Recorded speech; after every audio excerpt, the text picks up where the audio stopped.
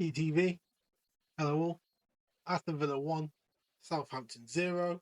Um, it wasn't the most comfortable game at the end, but we got there, got it over the line, got our clean sheet. I'm happy with the result. I was very happy with Unai Emery and his decision to make more substitutions when he felt he needed a change to the game. Um, so player ratings, let's get into it. So in goal, Emi Martinez. Let's be honest, I didn't even realise he was playing. Could have played Robin Olsen today. I don't even think he made a save today. So he can get us a standard six. Like we could, I think we could play without a goalkeeper today. To be honest, um, he wasn't really causing us any sort of threat.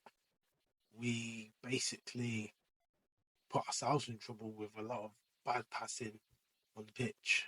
Okay. Right back, Konza, comfortable again. I'll give him a 7. Got up and down the pitch, managed to do his job. Yeah, there's not really a lot I can say about it. He did what was asked, he did what was needed. Diego Carlos, he can get he can get 7 as well. Clean sheet all around. Why not? Um, didn't make any sort of Diego Carlos mistakes today. Running into the back of players, giving away needless free kicks. Didn't get a yellow card for any stupid antics that he usually does. So yeah, I was very happy with the way Diego Carlos handled the game. Um, Also, Pau Torres, we're going on to next. He can also get a 7, clean sheet, look comfortable, played some good passes out from the defense. Um, yeah, like these two at the back seem quite strong today. It was Southampton, bottom of the league, but a win's a win. A win's a win. And if you make it look comfortable, then you make it look comfortable. Left back, Matson. I was I'll give him a 7. I'll give him a 7 just because we got the clean sheet in the end. Um he was up and down that wing. He was good today. He did find himself out of position sometimes, leaving Diblin to do what he wanted really on the right wing at times. Uh, but he did recover. He managed to get back. He did give the ball away a few times, but like I said, we won. We got a clean sheet. Job that was asked of him was done. So yeah, I'm happy. Going on to midfield, we've got Bubakar Kamara, my man in the match. He's definitely the difference in how good we are on the day. Uh, I'm so glad he's back. He makes us look like a completely different team. He's so composed. His anticipation is just like top class. I think he's one of the best defensive midfielders in the league. Like he doesn't put a foot wrong, and it looks like today he was given the freedom to get forward into the box as he found himself recovering balls from crosses, and so yeah, he was up and down today, and he'd be my man in the match. So I'd probably give him a 9. Um, Yuri Tillemans he wasn't really in the game today. I don't think any of the starting lineup deserve anything less than a 7. So Yuri Tillemans can get himself a 7. He wasn't instrumental in the game. He did give a ball away quite a few times, which led to counter attacks from Southampton, but they were cleared up nice and easily. So it wasn't anything terrible, but any other team in the Premier League, they probably would have punished us. So I think he got a bit lucky with some of his passes today. But yeah. Um, Number 31, Leon Bailey. What can I say about this guy? He he is on a major decline. I don't know what it is, but he doesn't seem himself. The tricks are not coming out. He's not taking on his man. He's not spamming the crosses in. He's not spamming any shots. Like literally, he's just playing the role of the 11th man on the field. Um, it's a big problem our right side. We're not creating anything from our right side of the pitch.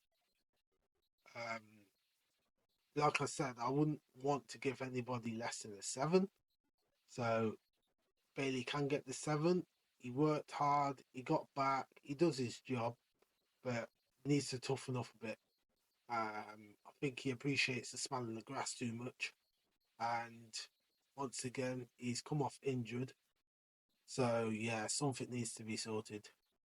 Um, Number 7, John McGinn. He's class to me. He's just class. Like this guy doesn't lose the ball. He reminds me of Tottenham's Moussa Dembele.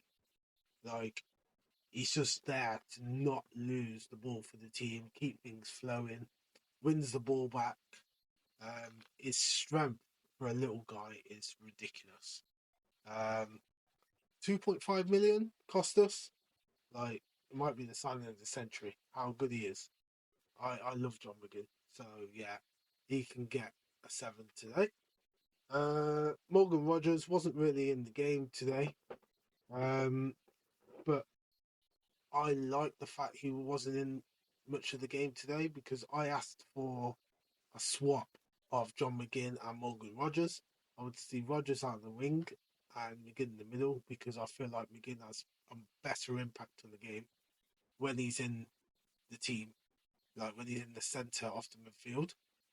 When he's out on the wing, I feel like he's wasted, and it shows because we can't keep control of the ball. When Rogers plays centre, he tends to feel like he has to do a lot for the team and tends to over dribble. So when he's out on the wing, I feel like he becomes a bit more of a squad player. It gives him less responsibility. And yeah, he put in a standard performance today. So I'll give him a 7. I was happy with Rogers. Um, yeah, my number 9, John Duran. I've been telling everybody since last season that this guy is the truth. Yeah, this guy needs game time. We need to stop disrespecting John Duran. He works hard for our team. He scores. He doesn't complain. I don't know where this thing about him having a bad attitude has come from because we're not on the training ground. And unless we hear it from the manager or hear it from the players, they all seem to love him. You've seen on the celebrations that they're all for John Duran. So us as fans, we need to start getting behind him, stop criticising him about his behaviour and his attitude and all this stuff. Otherwise, we're going to lose him, and we won't be happy when he's left. So yeah, we need to start getting Durant behind John Duran. I think he's on 6 or 7 goals now, and he's absolutely smashing it. And he's 20 years old. So if that's not a reason to want a player in your team, I don't even know what more to say. Like we need to stop giving him this bad name and basically trying to unsettle him. Moving on to our substitutions. Jaden, Philogene, Vides. Big problem with Philogene. I spoke highly of this player in his first stint with Aston Villa when he was a youngster. I thought he was going to be the next best thing. He went on loan a few times, impressed. I watched him against Coventry in the Championship, and he absolutely dominated Coventry. I was so glad to have him back, but it looks like he may be a little out of his depth. Um, Me personally, I hope he sees this video. Um, because I'm calling him out. He needs to step up. He needs to. He needs to get back in the training room, get a little bit stronger. Um, he needs to watch some of the more high-profile players on the way they play, because he's not making the right decisions. He's weak on the ball. Um, yeah, and it's just not looking very good for him at the moment. I think he could be out by the end of the season. Um, the reason why I want him to see this, because I wanted to prove me wrong. Okay, because I'm literally talked him up for so long, and he's literally making me look like an idiot. So yeah, Philogene, you, my friend, can get yourself. Goodness me, you could probably get a 5 today. He was absolutely terrible. Gave the ball away every single time he had it. Made bad decisions. So yeah. Sorry, John Duran, I'm giving an 8. Okay, I forgot to give him a rating. I'll give him an 8. Next on the list was, in 2 seconds, it was Oliver Watkins. Yes, I need Ollie Watkins to score today. Not for Aston Villa reasons. I put a bet on that Ollie Watkins would score today, and it was going to win me £100.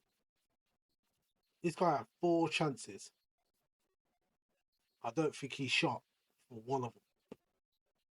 Like, his decision making was so poor. He looks a bit stage fright. Looks like he's got stage fright. I don't know what's going on. He just doesn't seem to want to score. There was twice he decided to try and pass it across the face of goal.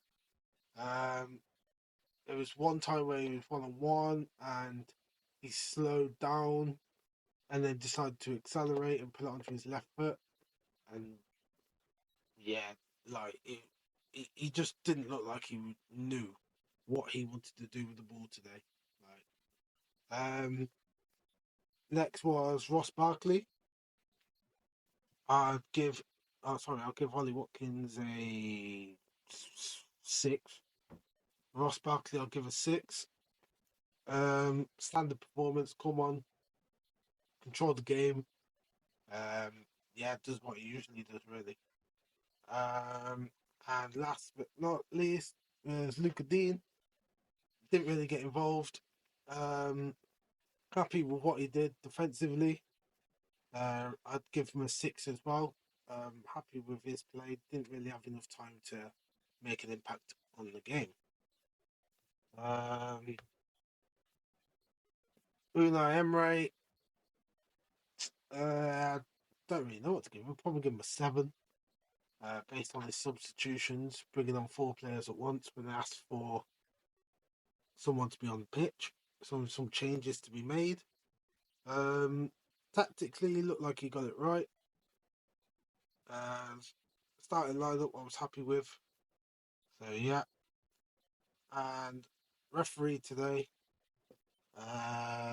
doesn't say who it was, but he was decent. Didn't really have an impact on the game. I thought Leon Bailey might have got a penalty in the first half, but if it wasn't given, you can't really complain. So yeah. I'm Key. Don't forget to like, comment and share to help the algorithm on YouTube. Thanks for watching.